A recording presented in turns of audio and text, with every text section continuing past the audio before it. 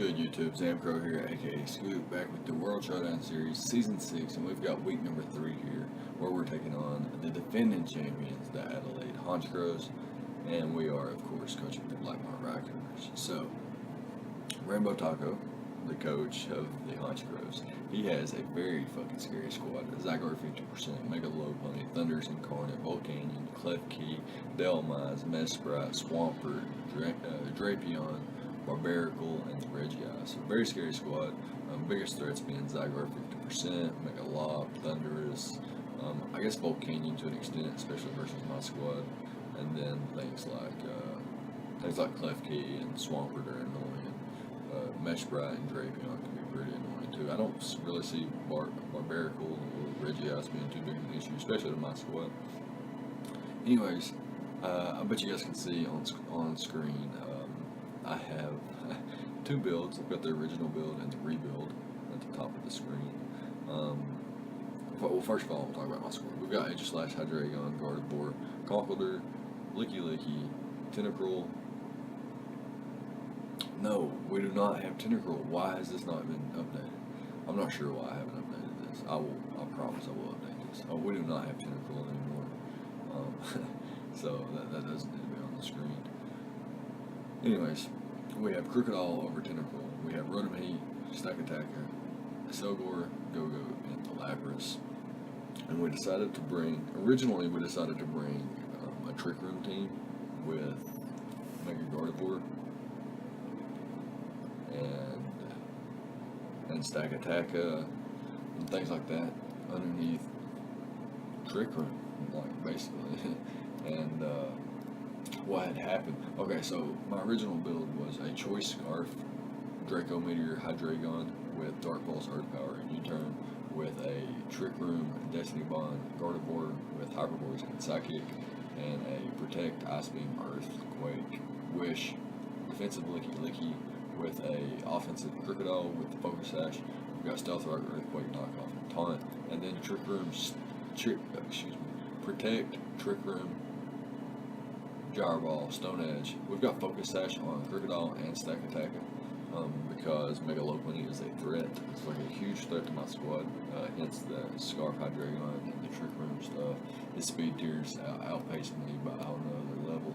And then we had Rotom Heat, which was a leftovers variant with Volt Switch, Overheat, Hidden Power Grass, and Protect, which was really nice for things like Swampert and stuff like that. So the idea with this one was that Mega Low Pony becomes a whole lot less of a threat.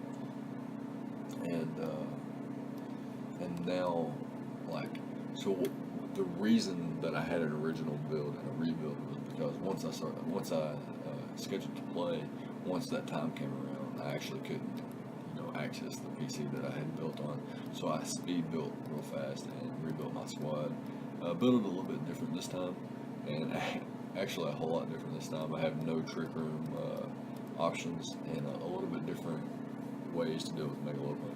So what I decided was I was going to go with an Aegislash and Mega Gardevoir, two defensive ones, and use Aegislash to switch in on returns and Mega Guard to switch in on high jump kicks. But I actually forgot that during my build, and I built this instead. I've got a Life Orb Hydreigon with Dark Pulse, Dragon Pulse, Earth Power, and Roost with enough speed to outpace Jolly Zygarde. We've got a Mega Gardevoir with the same amount of speed, a little bit of defense investment in max HP with Hyper Voice, Psychic, Sub, and Calm Mind. We've got the same Licky basically with a little bit more defense investment so that we can take Choice Banded Zygarde on a little bit better and DD Zygarde with Ice Beam, Earthquake, Wish, Protect. So pretty much the same set there. Crocodile is a little bit different as well. We've got a Chople Berry variant instead of a Focus Sash variant with Stealth Rock, Earthquake, Knockoff, and Taunt. Taunt is there to prevent Clef Key from setting up spikes or like Magnet Rising or anything like that. Like it doesn't work versus Dark types. And then Earthquake can start bopping things. You got Knockoff for the Delmize and the Thundurus, which should be nice. And this is our designated Stealth Rocker, which could be nice too. And it can potentially beat his Rapid Spinner 1v1, which is the Delmize. And next up, we've got a SPDF Rotom Heat with Protect, Volt Switch, Overheat, and Defog. And Protect's there, again, for the Mega Lopunny. It's such a threat. Basically, just Volt Switches around versus his squad. And like Leaky is such a good check to Zygarde that we don't need anything to really hit it with. And this is our designated Defogger. Last but not least, we have an Expert Belt Lapras with the water absorbability so that we can switch in on Volcanion pretty comfortably. We've got Surf, Freeze Dry, Thunderbolt, and Protect. Surf is there for his entire squad, Freeze Dry is there for the Swampert, and Thunderbolt is there for the Volcanion. And Protect is there once again for the Mega Lopunny. So that's basically the general idea behind the squad. I don't really see any true answers to Mega Lopunny. Like, it's really hard to get around that thing. I think my best options were in my first squad with the Trick Room, or bringing Aegislash and Mega Guard aboard, both as fat and defensive as possible. I think that was the best way to deal with Mega Lopunny. Anyways, that's going to be it for the team builder, and we can go ahead and hop into the replay, and we'll be right back. Alright, so here we are with the replay, and my opponent does bring, basically all of his threats, and the two mons that I just, he brought all four threats that I mentioned, Mega Lopunny, Zygarde, Thundurus, and Volcanion, and the two mons I said that could be very annoying, Klefki and Swampert, so that's very, very unfortunate. But yeah, I do notice right off the bat he only has one potential Stealth Rocker, being Swampert, and he does have Spike options in Klefki though, so that could be problematic.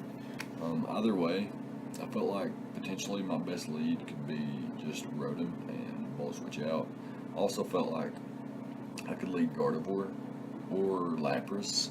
It just depends on, I guess, what he was going to lead.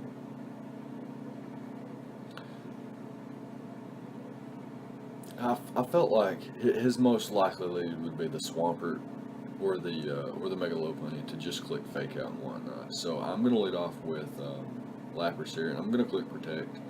Unfortunately, he goes for the Fake Out. I was hoping he would go straight for the High Jump Kick, but that was a little bit unfortunate.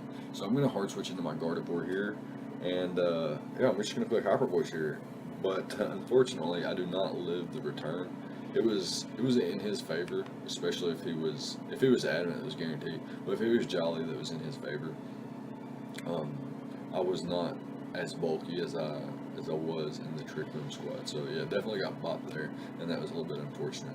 But yeah, we can just go into Rotom Heat here. He should fear a Scarf variant potentially, so he may go into one of his ground tops here. I'm just going to go ahead and click Protect in case he goes for the High Jump Kick. But he actually goes Hard Swampert, so that made a lot of sense. But I can just go Lapras here, and I can click Freeze Dry. However, he goes into the Volcanion, and that was an option, but I also felt like he could go into Klefki. So I clicked Surf in case he went into the Klefki, but he actually goes into the Volcanion, takes 0 damage because of Water Absorb. Clicks the Flamethrower, does a decent amount of damage to me, but Thunderbolt will be able to 2-hit KO him. And yeah, that's going to be the highlight of the match for us. We get a nice kill with Lapras. That's pretty nice. And he brings in the Mega Lopunny to revenge kill us here. We're going to go out into Rotom. We live a Drain Punch. He doesn't reveal HJK, which is pretty nice. I'm not sure that that's actually going to matter, though. We are going to bluff a Scarf here and go straight out into our Hydreigon and click Earth Power. We made some aggressive plays here because it was basically mandatory.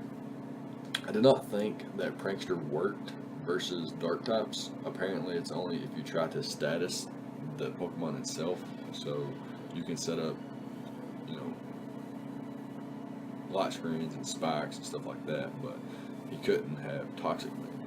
That's just so fucking stupid in my opinion. Anyways, we're gonna bring in Crook here. We're gonna get off a nice Intimidate and try to get some damage off here. He goes hard into a Swampert, which again makes sense. Try to keep Mega Lopunny as healthy as possible. He's got the Scout for Scarf as well. I'm able to go into my Leaky here, and I take basically nothing, but he does reveal Toxic, so that's a little bit unfortunate.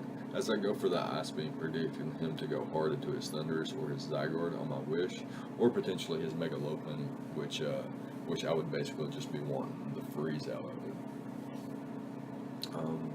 So yeah, we're gonna catch our Wish here. It's not too big of a deal. We are poisoned, so things are a little bit hard for us at the point. So we're gonna go after our Hydreigon and try to avoid an Earthquake, and he goes for the Scald that turn. with life orb, we're basically in range of fake out or drain punch there. So what we're going to do here is sack off Crocodile to get a nice intimidate off to try to put him a little bit more, not a little bit more in range, but a little bit weaker so that he could potentially maybe not knock us out. But Drain Punch should be able to clean up here, and after Stealth Rocks, Hydreigon surely should be in range of Drain Punch as well, and that's going to be a 3-0 loss. So we're on a 3-game losing streak. We haven't won this season. We lost in week 1, we lost in week 2, and we just lost here again in week 3. This was definitely a tougher matchup. Mega Lopunny.